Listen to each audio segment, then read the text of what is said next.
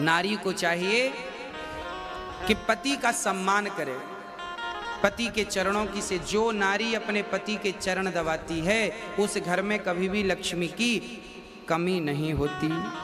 इसलिए आप अपने अच्छा, कई बार ना आजकल क्या होता है, पति पत्नी के रिश्ते बड़े कमजोर हो गए हैं। पत्नी आई पढ़ी लिखी, पति भी पढ़ा लिखा, पत्नी भी 50,000 रुपये महीना कमाती है, पति भी 50,000। एक दिन पति ने कहा सुनो जरा यहाँ आओ, जरा ये देखो तुमने ये गलती की, ये किया। अब कुछ उसको कह दिया उसके पति ने कि तुमने ये गलत किया है, ये ठीक कर लो, ऐसा कर लो। वो गुस्सा हो गई। ज़्यादा उपदेश मत दिया करो हमें, हम भी कम पढ़ी लिखी नहीं है, तुमसे ज़्यादा कमाती हैं। अरे भाई, पत्नी भी कमा रही है, पति भी कमा रहा है, बात बुरी नहीं है। पर पत्नियां कमा कमा करके यदि ये कहने लग जाएं कि हम कमा रही हैं तो क्या होगा? तो क्या आपके रिश्ते चल पाएंगे? हाँ, दोनों कमाएं अच्छी बातें हैं, पर दोनों अपनी अपनी कमाई की एक दूसरे को अकड़ ना दिखाएं। कमाओ अच्छी बात है, अकड़ थोड़ी दिखानी है। रिश्तों में अकड़ ना हो, रिश्तों में अहंकार ना हो। पत्नी सोचती है मैं इनसे श्रेष्ठ हूं, पति सोचता है मैं तुझसे बड़ा हूं। ना, तुम दोनों में से कोई बड़ा छोटा नहीं है। साइकिल में 2 पहिए हैं, अब आप ही बता दो कौन सा जरूरी है और कौन सा जरूरी नहीं है। यदि आगे वाले पहिए की जरूरत है तो पीछे वाले की भी उतनी ही जरूरत है, और पीछे वाले की जरूरत है तो आगे वाले की भी उतनी ही। कोई 49 नहीं है और कोई 51 नहीं है, दोनों 50-50 हैं, बराबर बराबर। तो पति और पत्नी जीवन में जब बराबर का काम करते हैं और बराबर का सम्मान पाते हैं तो वो रिश्ते बहुत अच्छे होते हैं, वो गाड़ी बहुत लंबी जाती है। जिनके घर में जो पत्नी अपने पति का सम्मान करती है और जो पति अपनी पत्नी का आदर करता है। कई बार पुरुष पत्नी को कहता है कि सुनो, हम तो बाहर जाके कमाते हैं, तुम तो घर पे पड़ी रहती हो, कोई काम तो करती नहीं हो, बस बना के खिला देती हो, बस वो कहती रहती हो दिन भर काम करते, दिन भर काम करते। तो पुरुष लोग ना पत्नियों को ताने मारते हैं कि हम तो कमाते हैं, तुम तो घर पे पड़ी रहती हो, घर का ही काम करती हो। ना साहब, जरा एक बार तुम घर का काम करके देख लो। जितना आवश्यक बाहर का काम करना है उतना ही आवश्यक घर का काम करना है। इसका तात्पर्य यह नहीं है कि आप बड़े हो गए क्योंकि आप तो पैसा कमाते हैं। इसका तात्पर्य यह नहीं कि पत्नी छोटी होगी क्योंकि वो घर की दाल रोटी बना रही है। ना, बाहर का काम यदि आवश्यक है तो घर के काम भी आवश्यक है। हाँ, आपके घर पे कोई आएगा तो आपसे ये नहीं पूछेगा साहब आपके बैंक में बैलेंस कितना है। जब कोई आएगा तो वो आपके घर आकर जब आएगा तो आपकी पत्नी उसे पानी पिलाएगी, चाय पिलाएगी, भोजन कराएगी। वो जाएगा तो कहेगा वाह, हम फलाने के घर गए थे, बड़ा सम्मान मिला हमें, बड़ा आदर मिला हमें। और ये आदर सम्मान बिना पत्नी के आप पुरुष कभी किसी को दे नहीं सकते। यदि आप किसी का आदर सम्मान घर पे करते हैं तो उसमें सहभागी आपकी पत्नी बराबर की होती है। आपके घर में कोई अतिथि आ जाए, चलो माना कि हम आपके घर पे आए, पुरुषों के घर हम आपके घर आ गए, तो क्या आप हमें चाय बना के तुरंत दे देंगे, पानी दे देंगे, कुछ नाश्ता आप करा देंगे? अरे भाई, कुछ तैयारी आप करेंगे तो कुछ तैयारी आपकी पत्नी करेगी, अर्धांगिनी करेगी। तो आप दोनों बराबर हैं, एक दूसरे की जरूरत दोनों को है। पति मोबाइल सेट है तो पत्नी सिम कार्ड है। दोनों की आवश्यकता, अकेला मोबाइल क्या करेगा और अकेली सिम क्या कर लेगी? तो पति तो मोबाइल है और पत्नी सिम कार्ड है, सिम है। जैसे मोबाइल के भीतर सिम होती है, ऐसे घर परिवार के भीतर ही तो नारी होती है। हाँ, बस थोड़ी सी समझदारी की जरूरत है। यदि हम भारत के लोग ये थोड़ी सी समझदारी रखें, पत्नी और पति थोड़े से समझदार हो जाएं, पति पत्नी का आदर करने लग जाए और पत्नी अपने पति का सम्मान करने लग जाए, तो फिर जो आपका घर है वो घर नहीं रह जाएगा, आपका घर स्वर्ग बन जाएगा। कि यही तो स्वर्ग है। जहां अधिक प्रेम है, जहां सुमति तहां संपत्ति नाना, और जहां कुमति तहां विपत्ति निदाना। जहां प्रेम है पत्नी का पति से, पति का पत्नी से। अरे भाई, राम का कितना प्रेम था सीता से कि रावण से पंगा ले लिया, समुद्र में पुल बना दिया। लोग कहते हैं प्रेम की निशानी ताजमहल है। ना साहब, प्रेम की निशानी नहीं है। प्रेम की निशानी तो राम सेतु है, जो राम ने सीता की प्राप्ति के लिए समुद्र में सेतु बना दिया। और सीता के सिवा राम ने कभी पराई नारी को नजर उठाकर नहीं देखा। तो ये पतिव्रता नारी यदि होती है तो पति को भी पत्नी व्रता होना चाहिए। नारी पति से प्रेम करे, पुरुष नारी से प्रेम करे, और फिर इसी प्रेम से आप अपने घर को स्वर्ग बना लें। ये थोड़ी सी समझदारी आ जाए। कई बार ना छोटी छोटी बातों में पति पत्नी का झगड़ा हो जाता। एक बार हमने देखा, एक चर्चा हम तक पहुंची, बोले एक बार ना पति न्यूज देख रहा था टीवी पर, तभी पत्नी का सीरियल आने का टाइम था। अब पत्नी बोली जरा रिमोट हमें दे दो। पति बोला ना ना हम न्यूज देख रहे हैं। पत्नी बोली आप तो दिन भर देखते रहते हैं। पति बोला तू तो दिन भर घर में रहती है, दिन भर टीवी देखती रहती है। पत्नी बोली मेरा सीरियल दिन भर थोड़ी आता है, समय पे आता है। अब लो भैया, टीवी एक, रिमोट एक और देखने वाले दो। अब तो झगड़ा होगा, माथाफोड़ी होगी, अब लड़ो आप। ये समाधान नहीं है। कभी कभी क्या करना चाहिए कि कभी कभी पत्नी को अपनी इच्छाओं का त्याग करके पति की इच्छा में ही अपनी इच्छा मिला देनी चाहिए। कभी कभी पत्नी अपनी इच्छाओं का त्याग करे और पति की इच्छा में अपनी इच्छा मिलाए। तो कभी कभी पति को चाहिए कि वो भी अपनी इच्छाओं का त्याग करे और पत्नी की इच्छा में अपनी इच्छा मिला दे। अरे भाई, पत्नी कह रही है कि हमें सीरियल देखना है, कोई बात नहीं, आप भी पत्नी के संग देख लो, तब तक आप दूसरा काम कर लो। कम से कम किसी भी बहाने अपने घर के होने वाले झगड़ों को बचाइए। भाई, रास्ते में जब गड्ढा मिलता है आपको, तो गड्ढों पे आप पांव तो रखते नहीं है, छलांग लगा के पार होते हैं कि नहीं? आपके जीवन में भी जहां जहां आपको गड्ढा नजर आए, जहां जहां झगड़े की संभावना नजर आए, वहां से छलांग लगा के जल्दी आगे बढ़ जाना चाहिए, ताकि वो झगड़ा उत्पन्न ना हो सके, वो झगड़ा बड़ा रूप ना ले सके। ये पति और पत्नी की समझदारी का सब्जेक्ट है। इन दोनों की समझदारी से ही घर स्वर्ग बन सकता है, अन्यथा स्वयं भगवान आ जाएं और कहें कि स्वर्ग बन जाएगा तो नहीं बन सकेगा। जहां प्रेम है, जहां एकता है, जहां समर्पण है, पत्नी पति में समर्पण करे, पति कहे कि तू मेरी तो मैं तेरा, बस। और ये दोनों पत्नी मिलकर दोनों भगवान से मन लगाएं। एक दिन हम यमुना जी गए और यमुना जी में हमने देखा कि पति पत्नी, हमने फेसबुक पेज पर वो शेयर भी किया था आप सभी को, दो पति और पत्नी दोनों बढ़िया युवा थे, 30-35 वर्ष की उम्र रही होगी पति पत्नी की। दोनों, पत्नी बढ़िया ढोलक लेके बैठी और पति बढ़िया हारमोनियम लेके बैठा, और यमुना के पावन तट पर हरे राम राम राम हरे दोनों जाप कर रहे हैं, दोनों बढ़िया संगीतबद्ध। तो गृहस्थी स्वर्ग बन जाएगी यदि दोनों पति पत्नी मिलकर यदि भगवान का स्मरण करें। हाँ, रोज सवेरे जल्दी उठ जाओ पति पत्नी और ठाकुर जी का स्नान, हाँ, पानी पत्नी लेके आए तो पति परात तैयार कर लो, भगवान जी को स्नान कराओ। पति ठाकुर जी को थाली पर बिठाए तो पत्नी ऊपर से जल डाले, तो पति ठाकुर जी को घिस घिस के नहलाए। मतलब भगवान की सेवा दोनों लोग करो, पति पत्नी मिलकर करो, फिर देखो आपका घर क्या होता है, स्वर्ग हो जाएगा भगवान। इसलिए दोनों पति पत्नी मिलकर, दोनों जब ठाकुर जी की आरती उतारो तो दोनों हाथ लगाओ आरती में और प्रेम से दोनों जन गाओ, ओम जय जगदीश हरे, स्वामी जय जगदीश हरे,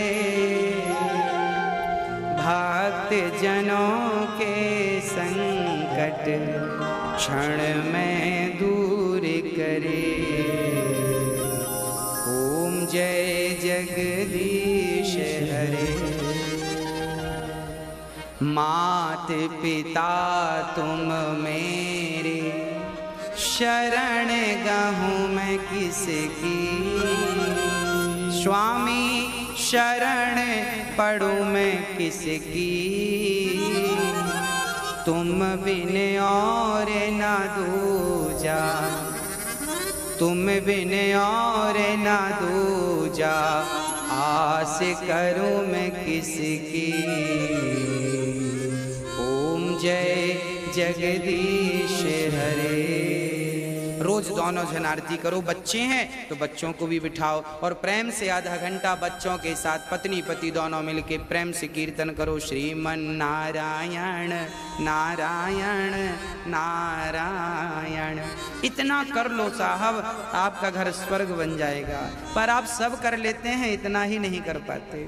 ये जो अहंकार आपने पाल रखा, अकड़, जब तक पत्नी की अकड़ नहीं मिटेगी, पति की अकड़ नहीं मिटेगी, तब तक आपके रिश्तों में मधुरता आ ही नहीं सकती। जब कोई आपसे भोजन मांगे, जब कोई आपसे रोटी मांगे, तो समझ लेना कि भगवान ही मांग रहे हैं, दे दो। इसलिए दास अनिरुद्ध आपसे यही कह रहा है कि आप गौरी गोपाल आश्रम में जो हजारों साधु संतों को भोजन बंटता है, आप अन्नदान करो। आपसे हम रोटी ही तो मांग रहे हैं और हम नहीं मांग रहे हैं। वृंदावन धाम में कोई भूखा ना रहे, ये सेवाएं चलती रहें, होती रहें। फुटपाथ पर साधु भूखा ना बैठा रहे, कोई अंधा कोई लंगड़ा भूखा ना रह जाए इस धाम में। सबके लिए गौरी गोपाल के दरवाजे खुले हैं। तो आप ये मानो कि वृंदावन भगवान का धाम है और भगवान के धाम में सबको भोजन देने की जिम्मेदारी भगवान की है। तो आप यदि 2 रोटी गौरी गोपाल के लिए दे रहे हैं तो ये समझ लो कि आप भगवान का सहयोग कर रहे हैं, कि भगवान के इस लंगर भंडारे में आपकी रोटी भगवान ने स्वीकार कर ली। आप भी अपनी ओर से संतों को भोजन बंटवाओ, ताकि आपका भोजन भी संत जन खाएं और आपको दुआएं और आशीर्वाद दें। अच्छे कार्य कर लो मेरी मां, सही है। अच्छा बताओ, गौरी गोपाल आश्रम में जो अखंड भोजन की सेवा चलती है, इससे आप जनता जनार्दन का फायदा है या नहीं? उत्तर दो। दीन दुखी गरीब अंधे लंगड़े बहरे का फायदा है कि नहीं? फुटपाथ पर सोने वालों का फायदा है कि नहीं? बोलो हाँ। वृंदावन धाम में कोई रहने आए तो उसका खर्चा भोजन का कितना होगा? यदि आप चूल्हा रखें, आलू खरीदें, टमाटर खरीदें, सामान्य खर्चा 5,000 रुपया महीने का खाने पीने का हो ही जाता है। घर गृहस्थी में यदि आप सिलेंडर इत्यादि का भी जोड़ लें तो। आपको पता है वृंदावन में बहुत लोग ऐसे हैं जो वृंदावन में वास कर रहे हैं, कमरा ले लिया अपना, भजन कर रहे हैं वहां और भोजन की चिंता नहीं। कभी भी आते हैं गौरी गोपाल में खा के चले जाते हैं। अब सोचिए उनके भजन में ये रसोई सहयोगी है या नहीं? बोलो। आप भी वृंदावन आते हैं, आपको भी धाम का दर्शन किया बिहारी जी का और आकर के प्रसाद गौरी गोपाल में पाए। सुबह शाम 2 बार यदि आप प्रसाद पाए तो आपके 200 रुपए बच गए कि नहीं? बोलो हाँ कि ना। आप लोगों ने यदि प्रसाद पाए तो आपका भी तो बाजार में जो पैसा खर्च होता है वो बच गया कि नहीं? वो पैसा आपके किराया भाड़ा में दूसरी जगह काम आ जाएगा। तो बताओ मेरी माँ, भगवान चाहते हैं ना कि मेरे द्वार पर कोई भक्त आए तो भूखा ना रहे। तो भगवान ने ये जिम्मेदारी किसे दी है? आपको और हमको, कि हम दोनों मिलकर यहां पर धाम में ऐसा अन्न क्षेत्र चलाएं वृंदावन में गौरी गोपाल जी का कि कोई भी आओ भूखा ना जाए। तो आप भी बिहारी जी के कृपा पात्र बनकर, गौरी गोपाल भगवान के कृपा पात्र बनकर आप भी सहयोग करो। 1 रोटी का, 2 रोटी का, एक छोटे से सहयोग का हाथ आप भी बढ़ाओ कि आपकी रोटी भी कोई खाए यहाँ साधु भक्त। आप में से कितने लोगों ने आज प्रसाद पाया गौरी गोपाल जी की रसोई में? पाए? कोई पैसा लगा? पेट भर पाए कि नहीं? बाजार में पाते तो लगभग 50-100 रुपए का खर्चा होता कि नहीं? इसलिए आप सबके खर्चे भी बच गए और सहयोग भी हो गया, सेवा भी हो गई। किसी भूखे को भोजन देना, इससे बड़ा धरती में कोई पुण्य होए तो मुझे आप बता देना। आप बता देना। क्यों भैया? गौरी गोपाल संत सेवा चलती है सवेरे सवेरे, हजारों साधु। एक दिन का अन्न क्षेत्र आप बंटवाओ कि आज के साधु सेवा हमारी तरफ से होगी, आज साधु संत हमारी ओर से भोजन करेंगे। एक दिन का अन्न क्षेत्र आप भी बंटवा कर अपनी बेटी के जन्मदिन पर, बेटे के जन्मदिन पर, शादी की सालगिरह पर आप भी ये अच्छा कार्य कर सकते हैं तो कर लो। आप भी गौरी गोपाल अन्न क्षेत्र में जुड़ सकते हैं, आजीवन रोटी का सहारा बन सकते हैं, आजीवन सहयोगी बन सकते हैं। एक रोटी का, 100 रोटी का, कि एक भाई एक साधु हमारे ओर से 12 महीने गौरी गोपाल में खाए, इसके भी आप सदस्य बन सकते हैं कि एक साधु सेवा का हम सदस्य बन रहे हैं, रसोई का सदस्य बन रहे हैं। गौरी गोपाल जी की रसोई में कोई भी आओ, आप भी भरपेट भोजन बांटो। 1 लाख रोटी लगभग रोज बनती है गौरी गोपाल में। अब बताओ, सवेरे से शाम तक तो बनती रहती है ना, लोग लाइन लगी रहती है कि नहीं? बोलो हाँ। रात के 12 बजे 11 बजे तक आखिरी व्यक्ति जब तक ना खाए तब तक। 1 लाख रोटी यदि गौरी गोपाल में बंटती है तो से 1 लाख रोटी में 1 रोटी आपकी भी हो सकती है। ऐसा नियम बनाओ कि 1 रोटी आपकी ओर से सदा बटे। 1 महीने की इकट्ठी 30 रोटी का सहयोग आप कर लो, या 1 साल की इकट्ठी 365 रोटी का सहयोग आप कर दो। 1 रोटी बंटवाओ, 4 रोटी बंटवाओ, 1 साधु को पेट भर दो, 1 भक्त को दो, कोई भी आप कार्य कर सकते हैं। 1 संत को भी आप भोजन भरपेट दें तो भरपेट भोजन बाजार में 100 रुपये का मिलता है, कल मैंने बताया कि 50 रुपये मान लो आप, मोटा मोटा तो 50 रुपये का भी तो आप सहयोग 1 जन के भोजन को दे करके भरपेट रोटी का सहयोग आप भी कर सकते हैं। और मुझे ये नहीं कहना कि इतना, मैं कहता हूं 1 मुट्ठी नमक का सहयोग करो, पर करो जरूर। आपका भी एक छोटा सा हिस्सा आपकी मेहनत की कमाई का सेवा से जुड़ना चाहिए बस।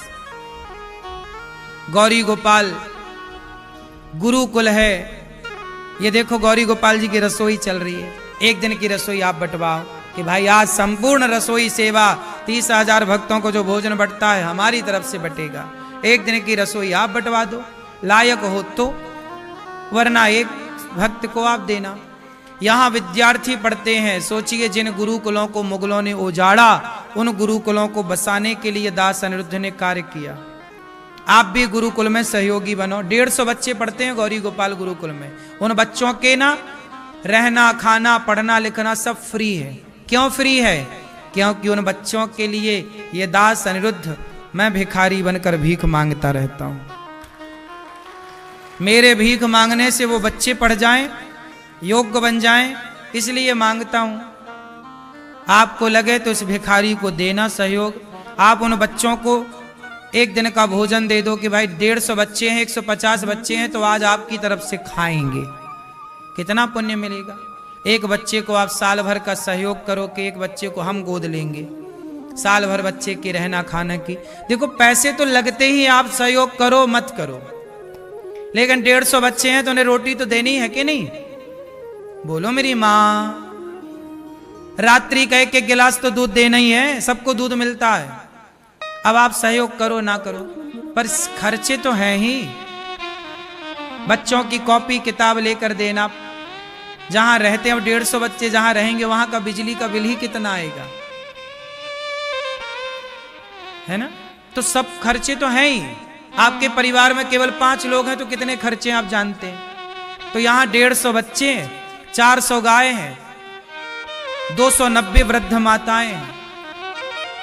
माताओं को समय से तेल साबुन बढ़ता है, समय से उनका भोजन सवेरे नाश्ता में, उनको सवेरे के नाश्ते में कभी पोहा जलेबी, तो कभी कचौरी, तो कभी माताओं को उपमा, कभी दलिया, कभी सब कुछ होने पर भी रोज फल भी बंटते हैं। कभी केला बट गए, कभी मौसमी बट गए, कभी संतरा बट गए, कभी सेब बट गया, कभी जो मौसमी फल आ गए बाजार में, अंगूर बट गए इत्यादि।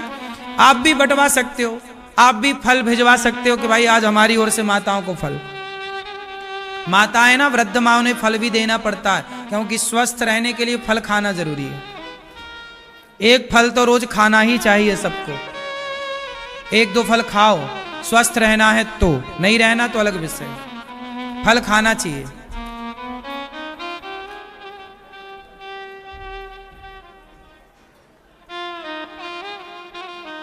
ठीक है, तो आप अभी